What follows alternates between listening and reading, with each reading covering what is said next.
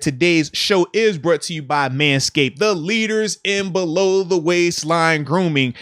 But also, if you don't want to go below the waist, you see Mr. Deke over here. Clean shaven, smooth as a baby's bottom. The Lawnmower 4.0, you got that option as well to go ahead and take it up top once or twice to clean up the top part of it as well. But we also know, man, they have a plethora of things, man. Their performance package, which includes your, nose trimmers, because you do not want nose hairs. I know it's wintertime and people think, oh, the season's over. We don't care. It's the opposite. Deke got clean shaved because the season is over. Now the season's over, you got to dress it up and make it look real nice. We got to pay our significant others back for the time that we spent away on this grind. So with that being said, make sure you use my promo code, and the promo code is MOATS. MOATS. You use that, you get 20% off of your purchase along with free shipping worldwide. So stop wasting time. Check the homies out. Use the promo code. And when I tell you to trust me on this one, trust me on this one, because your delicate twins will thank you. So Let's Go UW says, well, that was a game of low expectations being driven even lower. Canada needs to leave ASAP in all capital letters and take Butler with them. I don't know how they keep Canada after that. And then Q says, Moats, Deke, I'm beyond excited for the offseason. Can't wait to send you guys some prospects. Also, time to get rid of both coordinators.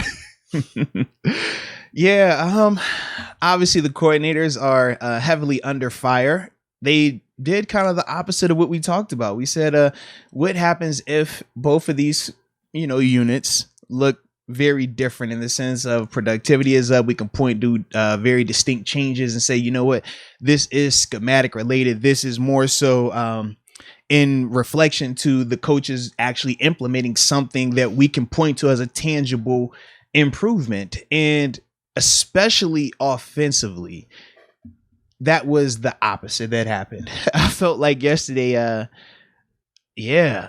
up until, every drive outside of the two scoring drives, at times it just looked bad, porous at times, like hopeless. And it was for a variety of reasons. It's not just one particular person, one particular group. Everybody had a hand in it. But to me, it starts with the coordinators. It starts up top. When we talk about the lack of preparation at times, when we talk about it just looking like they don't operate with a certain level of detail, to me, that falls on your coaching staff. When you talk about in terms of some of the styles of plays where you're just like, all right, we want to take a little bit more of a shot here. Let's open it up a little bit more. We still weren't getting that either.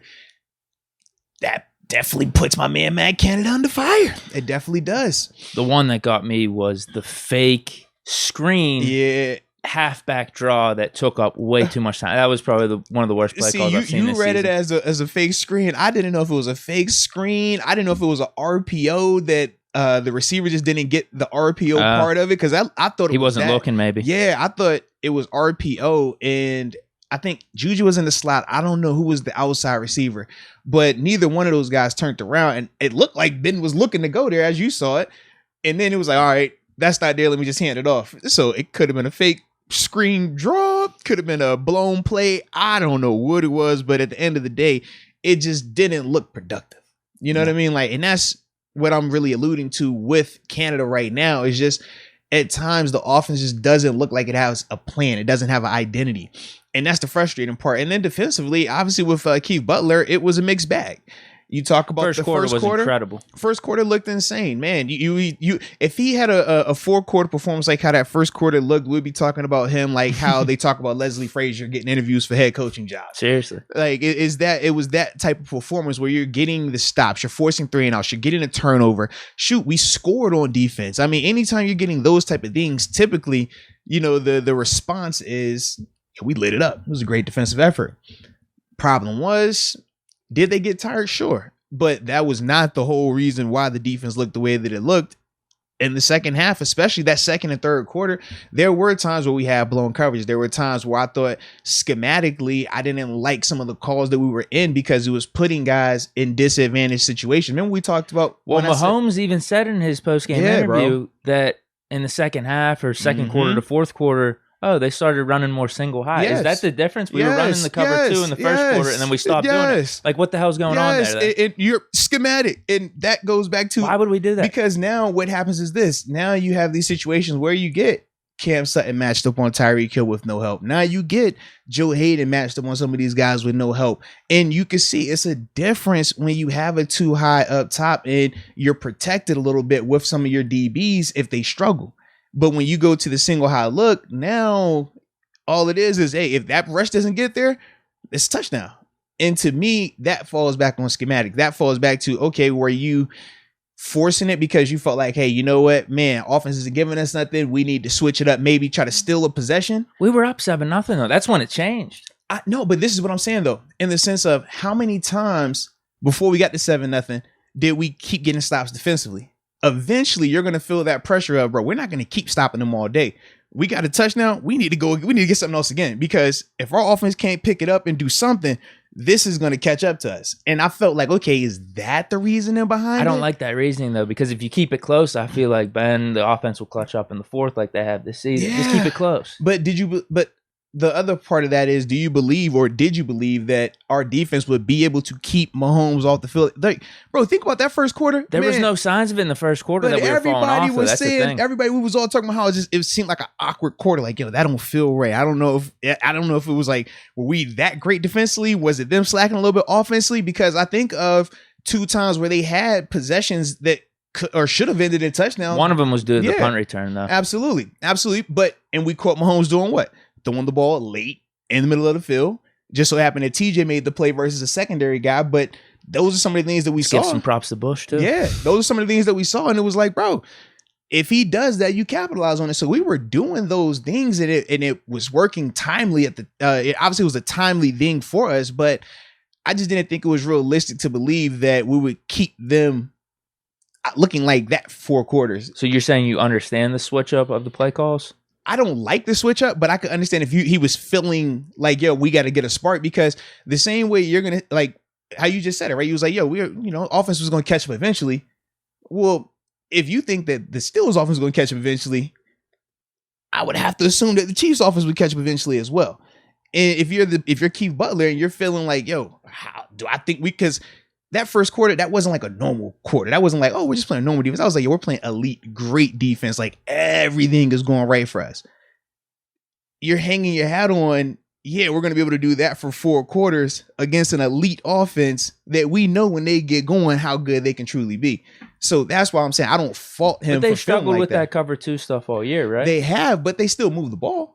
They'll figure it out. Yeah, they still score points. Even when Denver played them tough, they still found ways to score points. I prefer that slow bleed method, at least, though, as opposed to scoring. I feel you, bro. 3rd and 20, 15 seconds before halftime, whatever the hell that was. But that's why I said coordinators, Keith Butler, mixed bag. Because, yes, the first part of it looked great. It was working perfect. Everything was good. Then he switched. Was it because he got greedy? Was it because he felt, he needed to get a spark, or even more of a spark? Who knows what it was? But once he made that switch, now we started to get guys being exposed.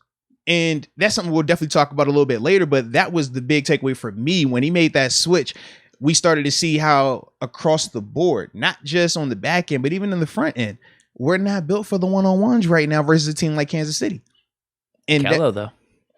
We're not built for the one-on-ones versus a team like Kansas City, man. Did you check the tape? I'm with you, bro. Was Kello getting burned? That's what I'm asking. No. I'm just to be saying, like, he didn't give up anything. I don't feel like any of those dudes, it was going to be that type of night for them when they switched to making them all play pretty much man to man. That's what I'm saying. Right. Yeah. If you saw both Cam and Joe multiple times. You stay in the 2 high look. I love what Kello could do out there. But when you go single high versus that group, and especially when Mahomes started extending some of those plays, man, it was going to be, it's like how we always see we watch the Chiefs. When they can extend plays, it don't matter who's in coverage back there. They're going to find guys to get open. There's a couple things that are damning for both of our coordinators. One is the stats over the past 3 playoff games for Butler that keep popping up on social media. It's 40-plus points over the past 3 games. Jaguars, and then the Browns, and then this one. Yeah. And for Canada, you're hearing quotes from Deontay talking about the first quarter, the first half, and why the offense was stagnant. He referred to the play calls. I mean, I think he brought up some of his drops too, saying like, I got to catch the ball. I got to do a better job with that. But also saying these play calls really aren't working with what they're doing on defense. There was that, and then also a quote from Jerry Dulac yesterday where Collinsworth was talking about how our offense started to go in the second half. Now, I get it. They're probably playing some type of prevent defense. It's garbage time, whatever.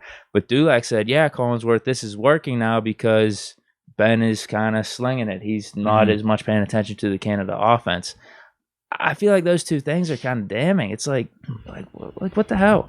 Now, I go back to what you said a little bit too, where it wasn't, you can't completely blame the first half offense on Canada because we had some bad drops. Ben missed the throw or two here or there too. So, I mean, the offensive line even let some guys through without even putting a hand on them. So, it was a mix of all that shit. Yeah, I feel like the first part, when we're talking about the Deontay comments, I think right now he's just in his feelings.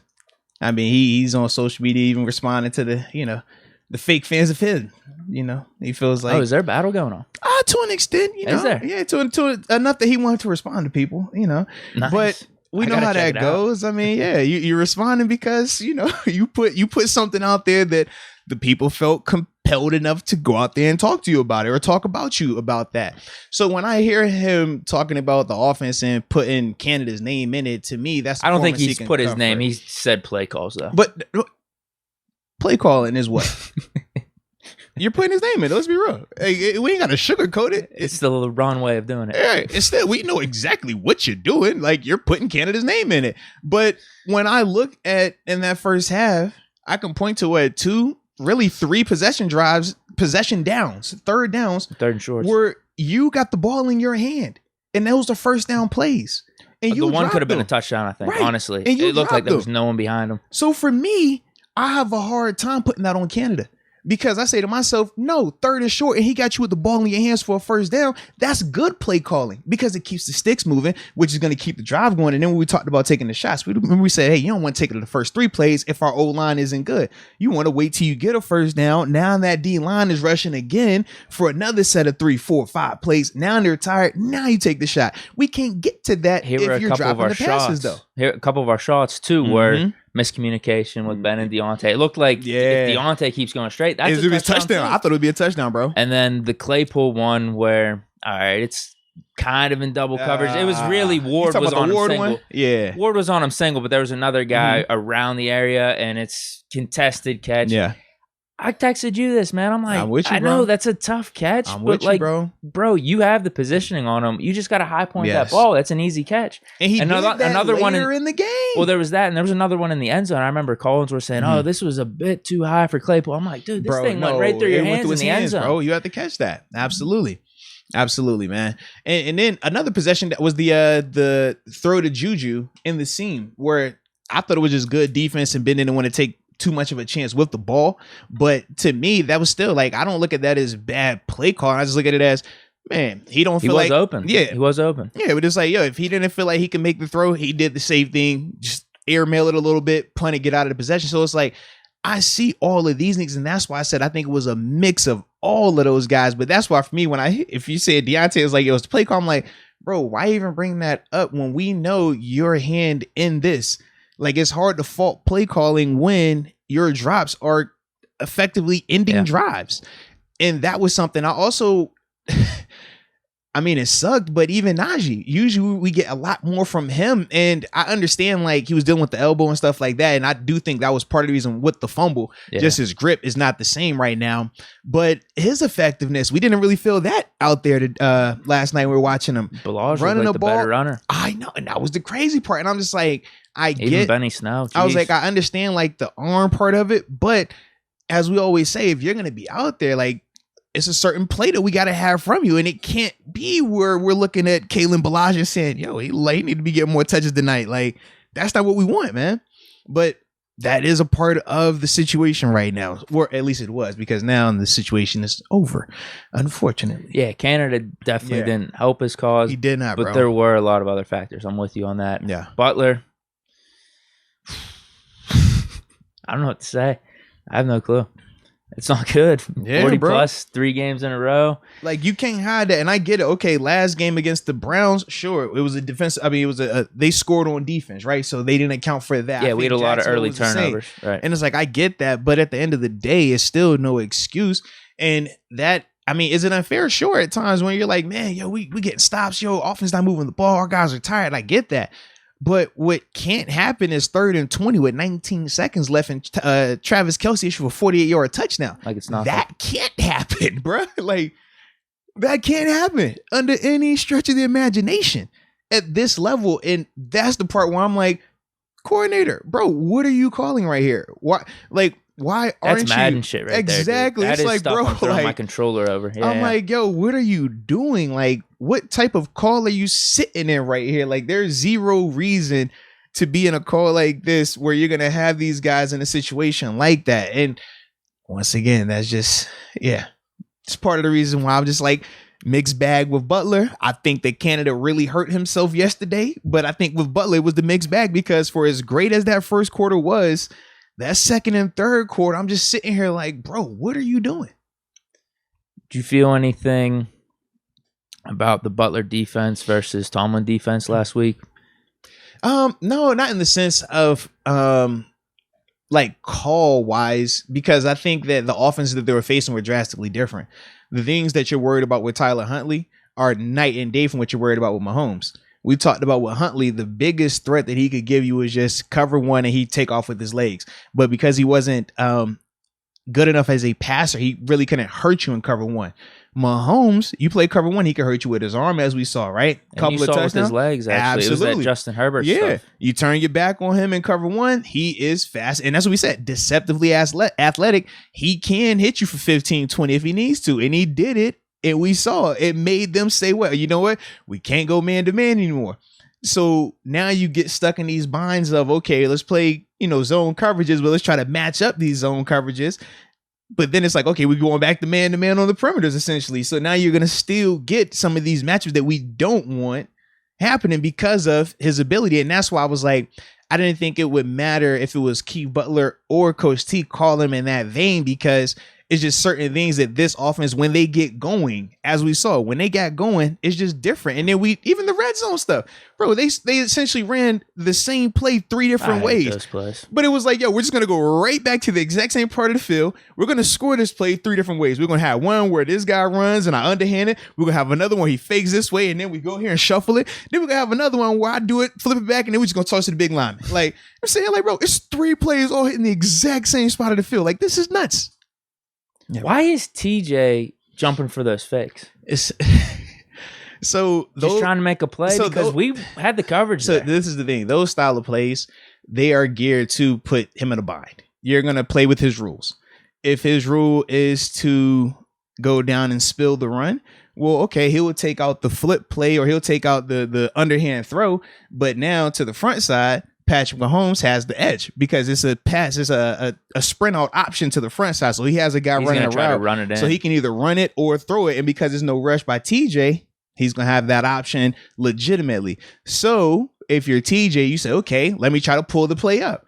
You try to pull the play up, you climb. By climbing, now you can't stop that. So if I fake out here and get you to jump, because you're just ball savvy like he is, and that's how he got the pick early, or how he forced the pick for Devin earlier, just being ball savvy. Okay, so if you're Mahomes, I'm gonna pump him, get him up in the air, but I know I'm coming back here. I just can't look here because TJ's a smart enough player that he's gonna play that and play it inside out. But if I never look there, he's just gonna play this like, yo, it's sprint out, because everything is telling you that it's sprint out. But that's one of those plays where it's geared to put that guy in a bind.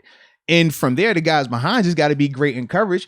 You hope that, the inside linebacker or safety, whoever you have tracking that Tyreek Hill motion guy, you hope that he can get over top of all that traffic to make that play inside out. But it's a hard play to defend.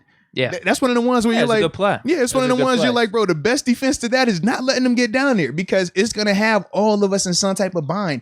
And we can sit here and bastardize these calls, right? And say, hey, you know what? Well, if TJ takes this and this guy takes that, we're good.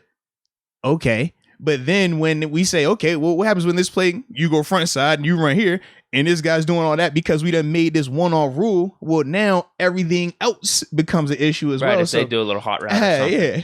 So that's the part for them where you really are able to put them in a bind defensively.